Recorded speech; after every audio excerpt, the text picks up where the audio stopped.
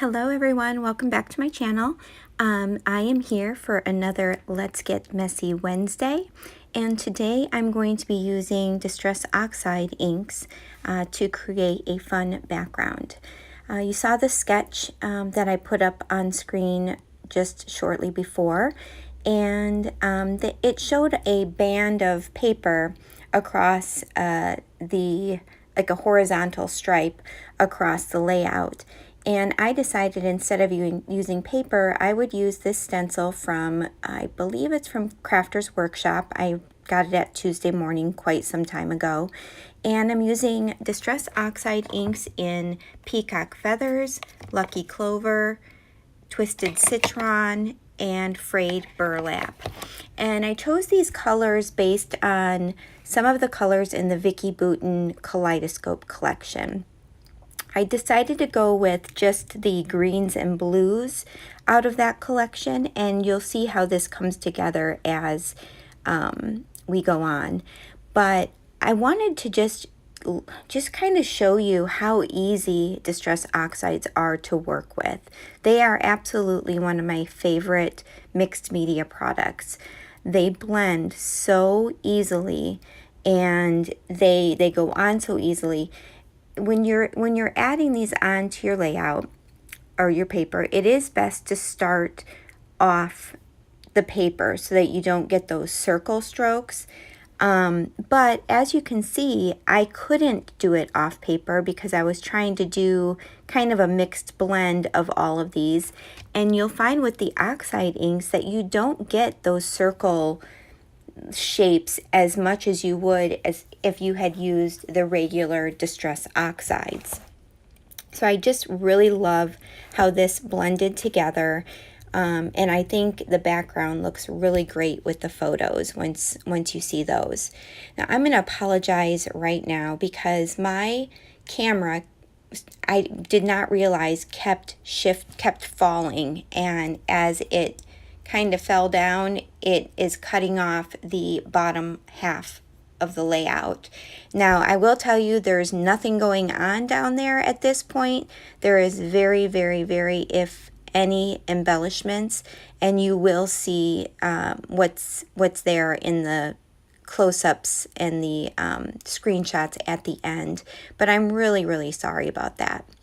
So at this point, I'm trying to figure out what to do. I thought about doing some strips of paper to border that inking area, and then I changed my mind. I just felt like it was too stark of a change in pattern with what I had to work with. So I decide right away I'm just going to keep it just right there on the white, and then I'm going to back my photos. These are photos from my youngest son from his prom recently, and these are photos of he and his best friend. His best friend has this crazy hair. He's so cute. In fact, he came over a couple days before prom, and the hair was even higher and bushier than it looks in this video. And I was like, Ryan, are you gonna get a haircut for prom? And he said, I can't. He said, I only trust one girl with my hair, and she's not available, so this is what I'm going to look like at prom. And he sure did, but his personality, he totally could pull it off. And he and Jack have been friends for quite some time, and I'm just so glad that Jack has a best friend like, like this. So I'm going to, so I layered the photos with a black pattern paper, very thin border. Then I used a paper from the Wonder collection, and it's kind of like a faux corrugated look brown paper. And I then layered the two photos on that, and then finally layered them on that multicolored paper with like newspaper text from the Kaleidoscope collection. And I'm just going to kind of make this into one piece. So the photos are first matted individually with the black, and then I glue them down on the brown paper and then glue that brown paper onto the next. So now I have just one solid, unit of paper to be moving around on the layout. I mean, not like there's much room once I have 2 photos on there, not that there's much room to move it around, but if you'll notice, and as I've mentioned in past videos, I am not a clean mixed media person. I almost always get a mark on my page. So I'm trying here to see how I'm going to be able to cover it up, and this one is actually pretty easy to cover, so I do cover it not with the photos but with some embellishments that I am going to put above there. Now I'm using this multicolored paper, but I'm only going to focus on that top portion, which is the green, the blues, that navy color. And I'm going to do just a diagonal cut to put across, to border across the top. And then I'm going to do one for the bottom of the layout, which unfortunately you don't see right now. And then a little bit later on, there I am. I'm going to add some of that black and white. It's kind of got some little leaves or vines on it. That's one of my favorite papers in the collection. I just feel like it's so versatile, and it's that great piece that black and white that can help break up all the color in the collection. I really, really, really love it. So I'm going to layer those up, and I'm going to end up tearing the blue and, you know, that striped paper at the top to give it a little bit more of a distressed look. And I'm going through all of the I have the puffy stick, or they're not really puffy. I think they're called puffy stickers, but they're more like enamel stickers. I have the chipboard, the sticker sheet, the sticker book. I think that's it, and the ephemera, some of the ephemera. And I'm really down to kind of slim pickings on everything, but I did decide to use the photo word from the enamel shapes as part of my title. And now you can see here I'm going to use a piece of the, I think this is all I had left of the 12-inch sticker that was on the sticker collection, which is that teal color, and then the chipboard piece that's black with the silver arrows. And I felt like this gave me a nice foundation to set my title on. It brought some interest to the page without taking away from the mixed media background. So I'm going to add those, and there you see it. And then I'm going to put my photo above, or my title. My title is going to say Photo Fun, and I'm going to add fun from the chipboard sheet, and it's in a silver foil, and I love how that turns out.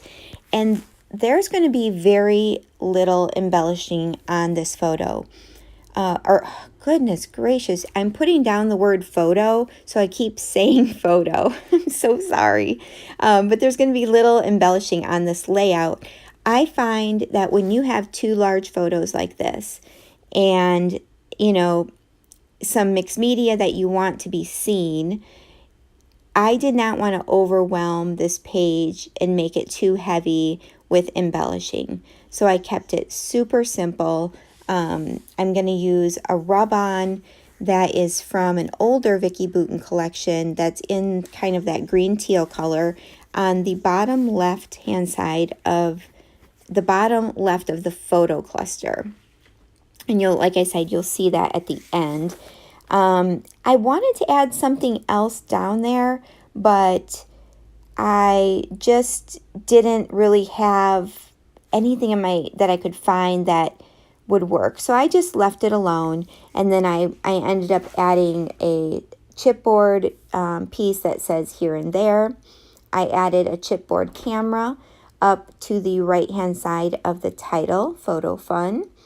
And then to the right of the layout of the photos, I added a chipboard arrow that is the black and silver stripe. And I ended up popping that up on some fun foam as well, just to add a little bit more dimension, a little bit more layers to this page. I did not pop up the photos. So I just wanted to make sure I had some dimension down towards the bottom right of the layout as well, because I did have the chipboard and at the top with the title and with that arrow chipboard going across. So on the right, you see it right there. I've added the arrow, and then I've added some other chipboard pieces and stickers that just say memories. I love this, epic, and remember this. The bottom, I ended up using a craft tag, and I am just put the date 2019 and some chipboard numbers from that sheet. That's where I'm going to do a little bit of journaling. And then I'm adding my paper strips now to the top and the bottom. And you'll notice at the top, I am going to put the colorful paper on top of those strips, and then on the bottom, I'm going to put that black and white paper on top, just to add a little bit of additional interest. Here I was trying to rip that paper, which I wish I would have thought about that to begin with, because it was not easy ripping such a thin piece of paper. But I did get it done, and I love the texture that adds. I think if you're wanting to add just a little bit of texture to a page that's just very linear and straight, ripping your paper is such an easy way to add interest and texture to your layout. If I had not done that, this layout would have been very, very square, very linear, which is fine, but I like the soft touch that the ripping of the paper adds. So I add this lime green or citron green enamel heart at the top, and then I added a couple more hearts around it. I'm going to add a couple of stars down to the bottom right, which you will see in the final layout, and then that's going to be it for my layout. I hope you all enjoy. I hope you will definitely follow the ladies below and check out their layouts. Definitely give us a thumbs up if you're liking this series, and leave any comments with questions below. Thanks so much for stopping by, guys. Have a great day.